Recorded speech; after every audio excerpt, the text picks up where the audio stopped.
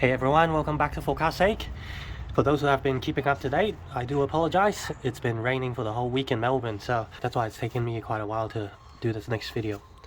So what we're going to do today is have this installed into the D16 Y5. And I'm also looking at finalizing the reversing light wiring up front.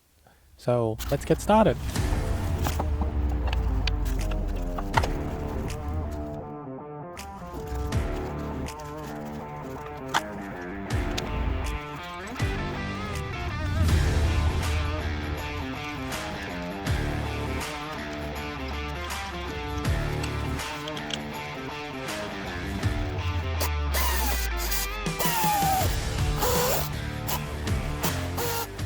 Alright, how cool is that? A D16 Y5 that was never to run a mid-shaft actually has the hole providing for a four-way mid-shaft. Okay, next thing's going in is the drive shaft. Not sure if you can tell, but I'm actually struggling a little bit to install the drive shaft here, and very soon you're going to see why.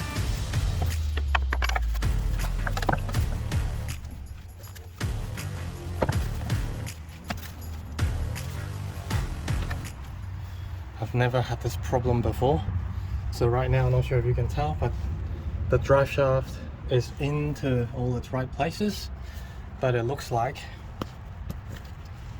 as I spin it, it looks like this has been hyperextended and it's dislocated somehow on the inside, and as a result the top, this is as far as it'll go.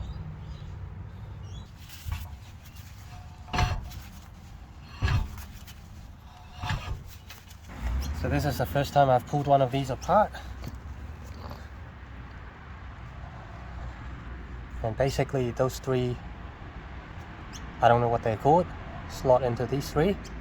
And what happened was one of them hyperextended and was disconnected. Hence why I've pulled it apart to refit it again.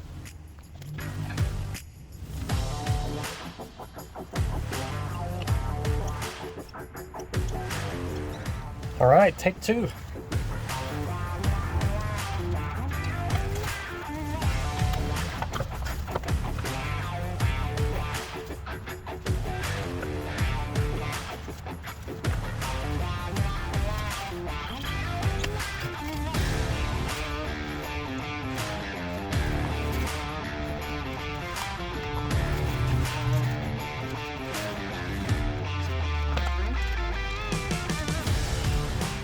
Okay, first shaft is in. Alright, here's the other side. You're fucking kidding me. This other side is also disconnected. What a day from never having done a reconnecting a CV axle before to doing two in the same day.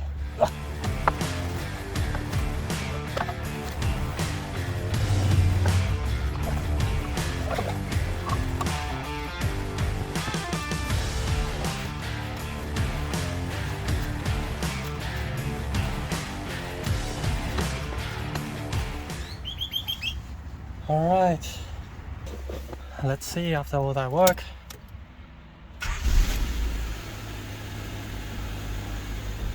Cool! No sound. Now let's try put it in first gear.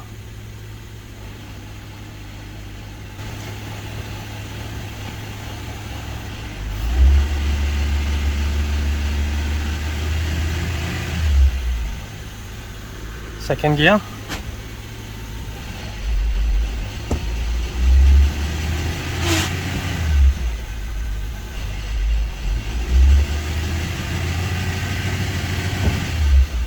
Third gear.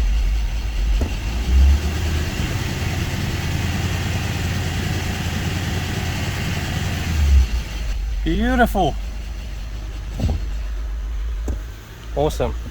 At the moment there's a bit of problem going into second and fourth, I think because of my boot. And over here you can also see I've used sealant to seal it off as well. So yeah, makes it very easy the way I did it instead of just cutting the whole thing out. No more grinding, horrible noise. I can't tell you guys how happy I am that this thing isn't coming out again. Okay, so now it's just a lot of tidying up and then we should be good for our first test drive. I'm getting excited. So I just found out that the mid shaft actually requires these bolts, special bolts. So you see how there's a bit of extra thickness there. This extra thickness actually pushes the mid shaft into the right spot, and because I have the normal bolts in, there's a bit of play, and right now it's actually leaking at the end of the gearbox. So yeah, found out about that, so I'll be installing them now.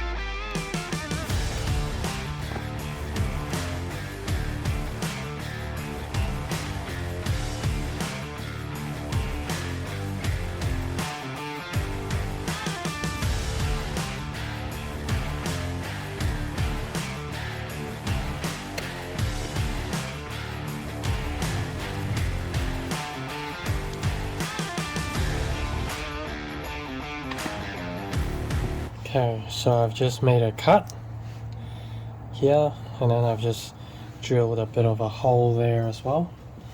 So it's going to go around this. Hole needs to be a lot bigger. Okay, now I've drilled the hole quite a bit bigger.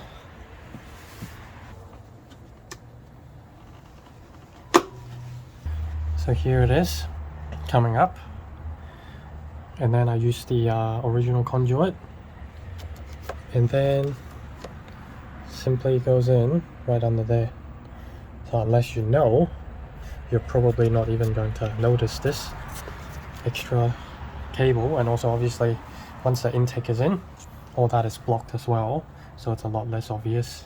This I'm still gonna have to find a spot to zip tie. Ooh, just spotted an earth.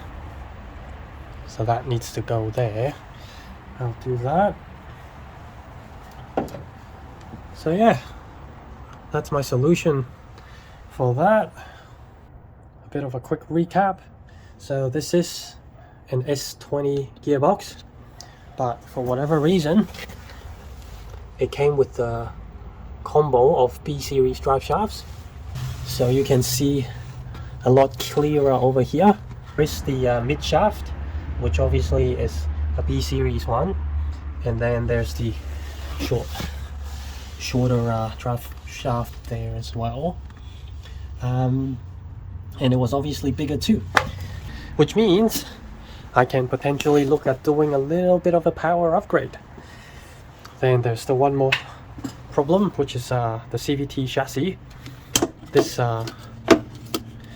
This mount is different. So the standard one is on the side of the chassis rail.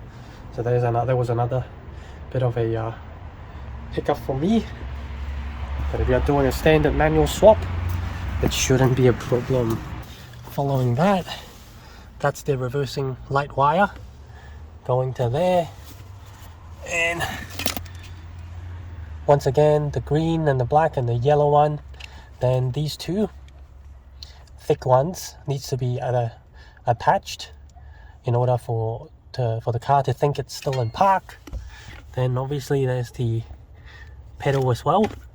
I am looking to cut this, so one of the so it's the same size as the manual, but yeah, the reason for that is up top the throttle for the the throttle cable for the manual is slightly different to the automatic one. So to do it right, if I change the pedals to manual, that will also mean I'm gonna need to change the cable as well, throttle cable, which I'm not that keen to do. So all this will be hidden under there.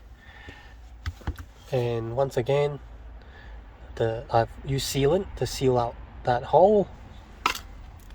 That's pretty much it. Now it's just a refit and reinstall the interior, do the final bit with the brake pedal, but manual swap is basically all done. So guys, hope you guys enjoyed this this manual swap series of video. I've ran into a little bit more problem than you probably would, but yeah, hopefully it helped you, and it certainly was exciting for me as well. I can't wait to be driving around in this in manual. So thank you very much everyone. Take care. Keep an eye out for my next videos. Cheers and have a good one.